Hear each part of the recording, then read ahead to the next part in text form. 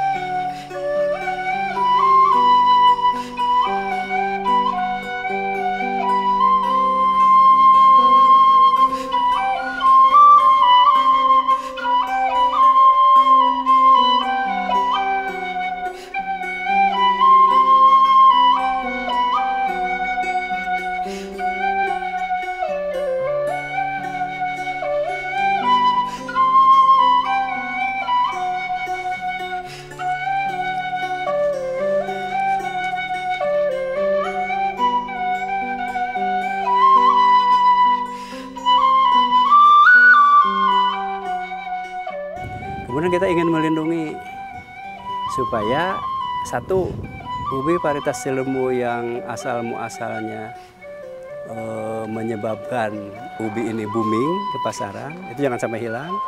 Yang kedua, rancing juga harus dilindungi. Jangan sampai orang menyebut ubi yang macam-macam gitu ya, karena rasanya bagus, enak, dan disenangi. Sehingga kita usul untuk perlindungan indikasi geografis.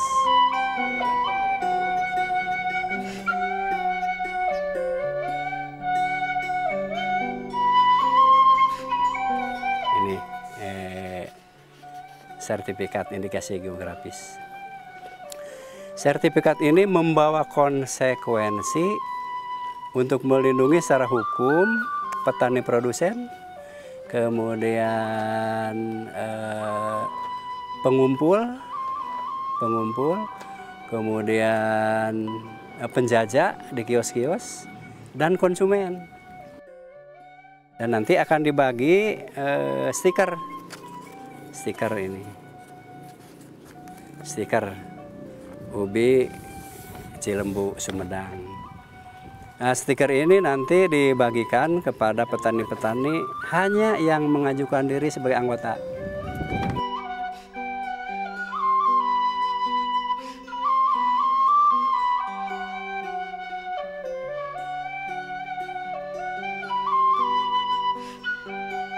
Rancing, eno, Cilembu yang ditanam di Cilembu, termasuk kecamatan di sini, kemudian yang di Rancakalong, yang di Tanjung Sari, yang di Sukasari, di sini pemulihan, semuanya dilindungi dengan nama baru, Ubi Cilembu Sumedang.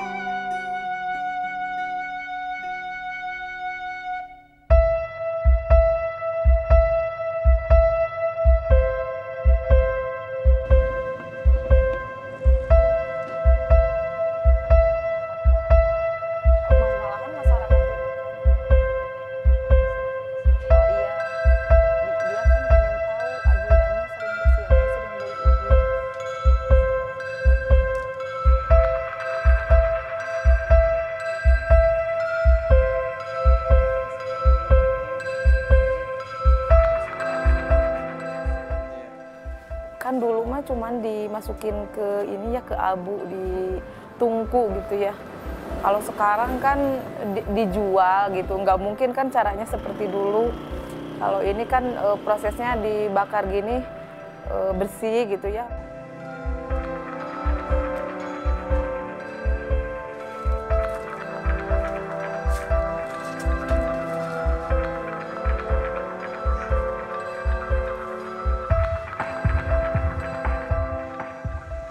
Satu jam pertama nggak usah dibuka ya.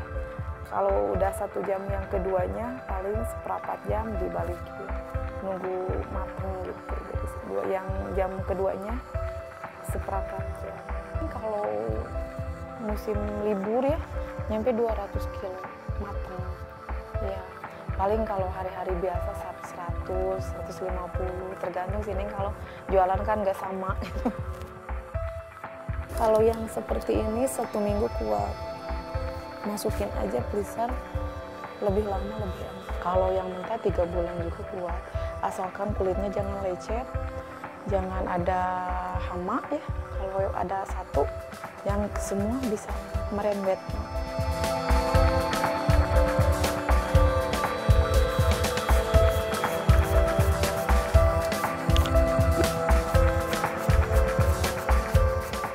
Ini kan tadinya iseng-iseng ya. Iseng-iseng kan tadinya Abah tuh panen ceritanya. Ubi besar-besar kena lana sedikit-sedikit. Sama banarnya nggak diterima kan buat ke kios. Ya si emak itu iseng-iseng bikin keripik gitu. Di sini namanya keripik ubi Cilembu Mak Utik. Kebetulan Mak Utik ini yang mula-mula penemu daripada keripik rasa balado, terutama yang ini ya orang lain nggak punya.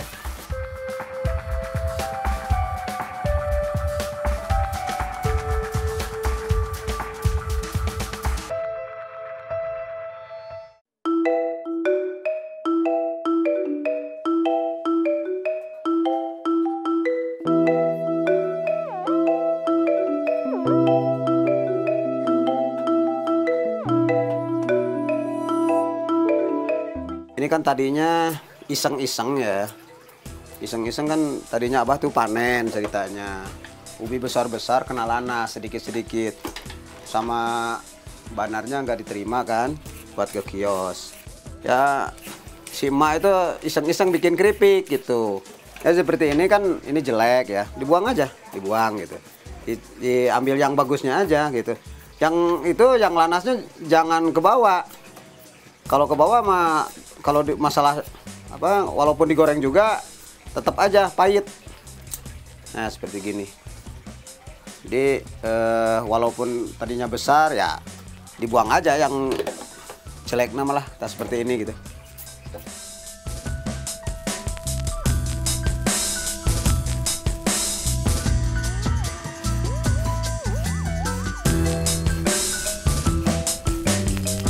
Saya 3 kali.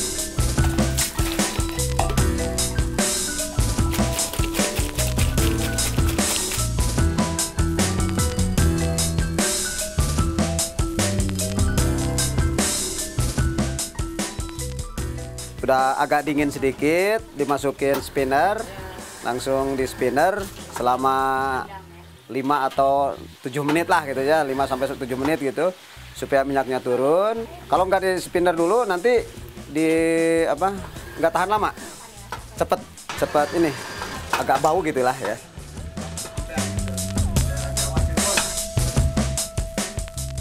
Di sini namanya keripik ubi Cilembu Mak Utik. Kebetulan Mak Utik ini yang mula-mula penemu daripada keripik rasa balado, terutama yang ini ya orang lain nggak punya. Di sini awal mulanya emang kita untuk penambahan nilai jual, nilai tambah. Untuk keripiknya kalau di kios-kiosnya kita paling dekat di sini Bandung. Terus kalau yang paling jauhnya kita nyampe Kalimantan, Bali nyampe, terus Kudus, Subang, Sumateranya kita nyampe ke Lampung. Kita ada di halaman Facebook ada, di Twitter ada. Kalau mau di situs-situs jual beli online ada. kita banyak. Tinggal ketik aja ubi Cilembu Mautik pasti ada.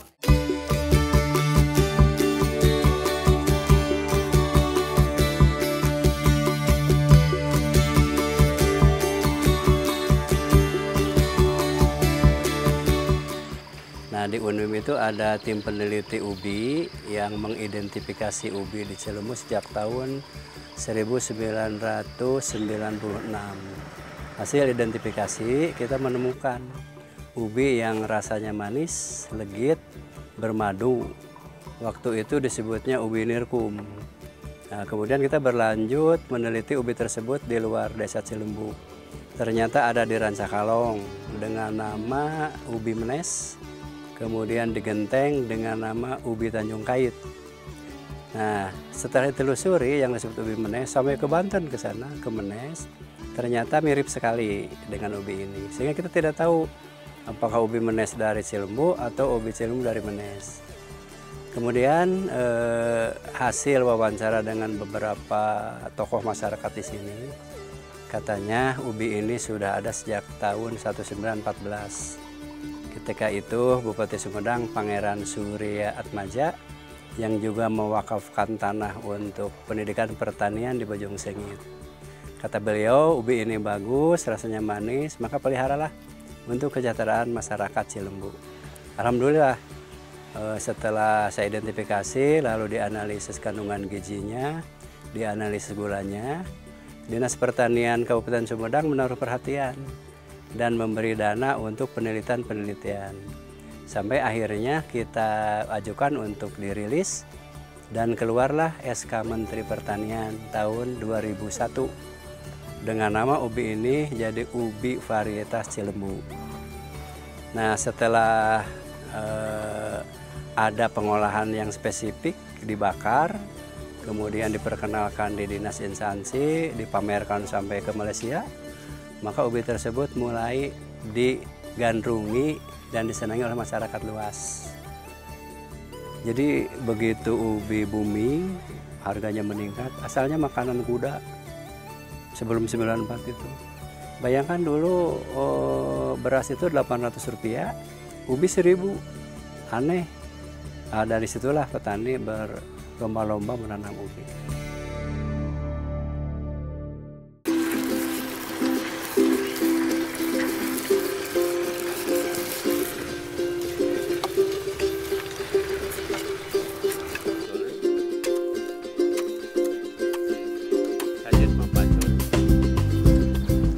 Sekarang udah persiapan untuk nanti datangnya hujan.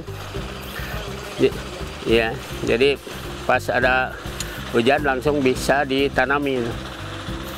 Sekarang itu persiapan. Pertama dicangkul dulu. Sesudah dicangkul, digemburkan. Sesudah digemburkan, terus digarit ini. Sebelum ditanami dikasih pupuk dulu. Biasanya Bapak itu sebelum ditanam sedang membuat guludan, langsung dipupuk dulu. Terus udah ada hujan, terus ditanami. Jadi udah ada pupuk di bawahnya. Nanti nggak usah dipupuk lagi. Nanti udah umur 1,5 bulan baru dipupuk lagi.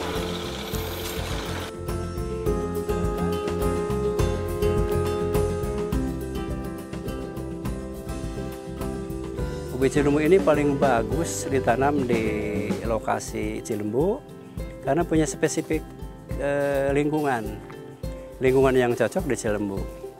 Satu, lingkungan iklim terutama penyinaran. Ternyata Cilembu dibayangi Gunung Karembi, Gunung Manglayang waktu terbenam, ternyata penyinarannya 8-10 jam. 10 jam sehingga waktu malamnya lebih lama. Kemudian tanahnya juga spesifik. Ketika kita analisis, unsur mikronya Mn, Cu, Zn, BO, F, E itu tinggi. lebih tinggi dibandingkan tanah di sekitarnya. Ada lagi satu unsur hara esensial, sulfur. Ternyata di sini tinggi. Nah, itu kelebihan-kelebihannya.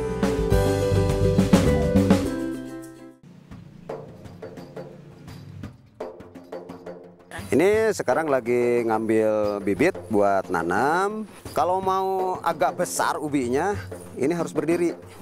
Gini, harus berdiri. Ini paling isinya nantinya 3-4. Kalau yang agak tidur gitu sedikit dari bawahnya, mungkin ada sampai 10. Cuman agak kecil gitu.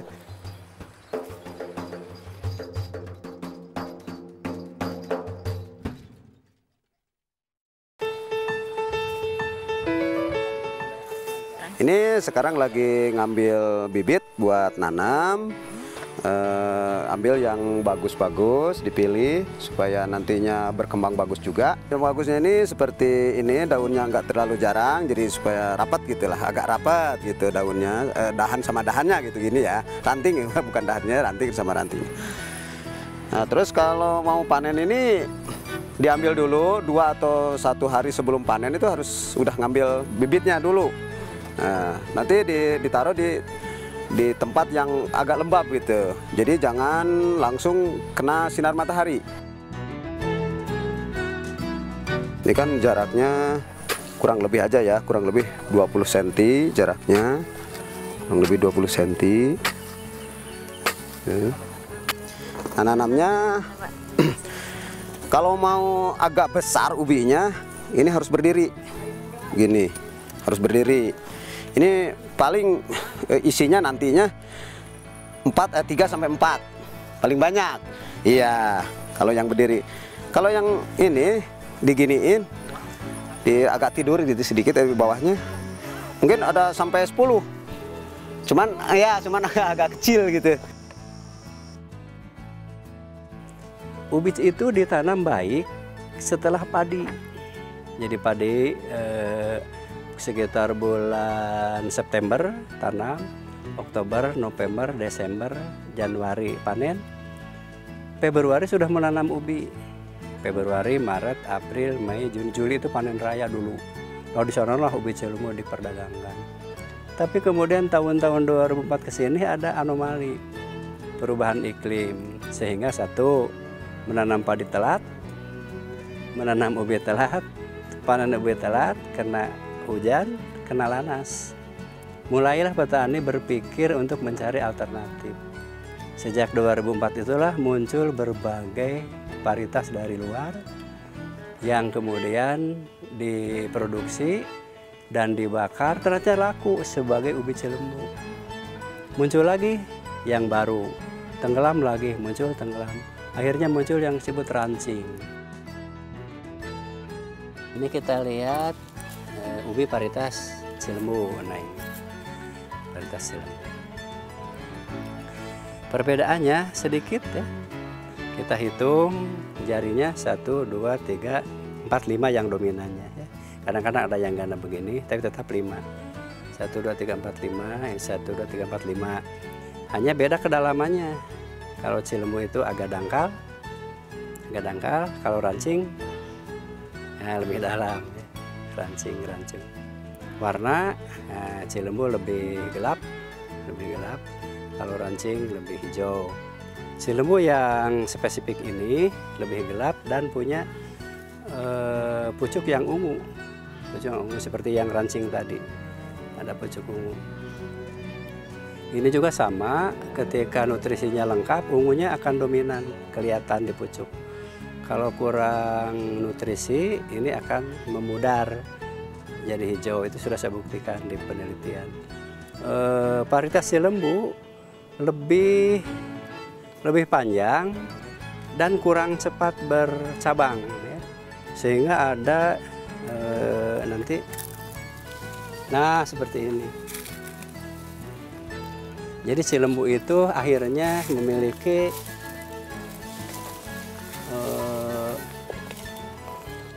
batang yang panjang, sehingga dalam pemeliharaan lebih sulit dibandingkan dengan rancing.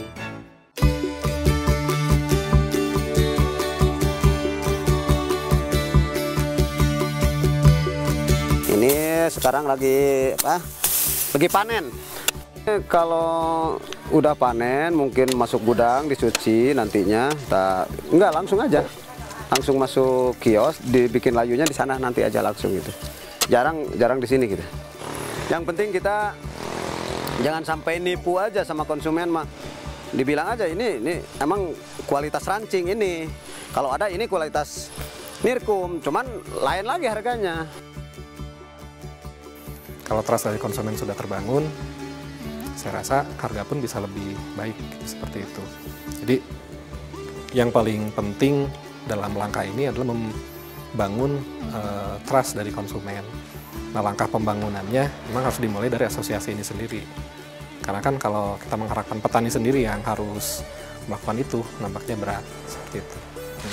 Asosiasi ini yang paling utama, dia melindungi para petani. Nah, di situ asosiasilah yang menjembatani itu. Dari sisi teknik bercocok tanamnya, teknik produksinya, lalu pemasarannya kemana, saluran distribusinya seperti itu. Dan teknologi-teknologi yang mendukung suksesnya budidaya ubi cilembu.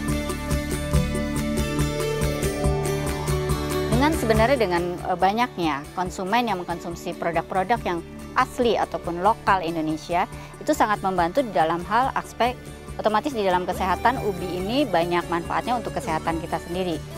Sebagai konsumen yang bijak, kita mengkonsumsi ubi cilembu yang secara garis besarnya adalah produk lokal asli Indonesia. Kita pun secara tidak langsung membantu mempertahankan keragaman hayati yang ada di Indonesia. Secara tidak langsung, dengan mengkonsumsi produk-produk lokal, otomatis kita kan tidak akan menggunakan produk-produk impor yang jauh dari kita. Yang kita menggunakan produk lokal yang dihasilkan oleh petani-petani kecil kita yang seperti tadi sudah disebutkan di depan, mereka banyak bergabung di dalam asosiasi maupun koperasi dan lain sebagainya. Kemudian yang dampak lagi yang paling baik adalah profesi petani menjadi terangkat karena mereka mempunyai penghasilan ataupun harga dari produksi yang bisa dibeli ataupun buat mereka bisa jual dengan harga yang layak. Kalau bagi saya, melihat perjalanan ubi cilembu dari tahun 2000-an, rata-rata taraf hidup masyarakat di sini sudah jauh meningkat gitu. Semenjak ubi cilembu ini dirilis dulu, pasar semakin banyak, itu pemesanan ke sini tiap hari banyak sekali. Kalau bagi saya signifikan sekali meningkatkan taraf hidup masyarakat.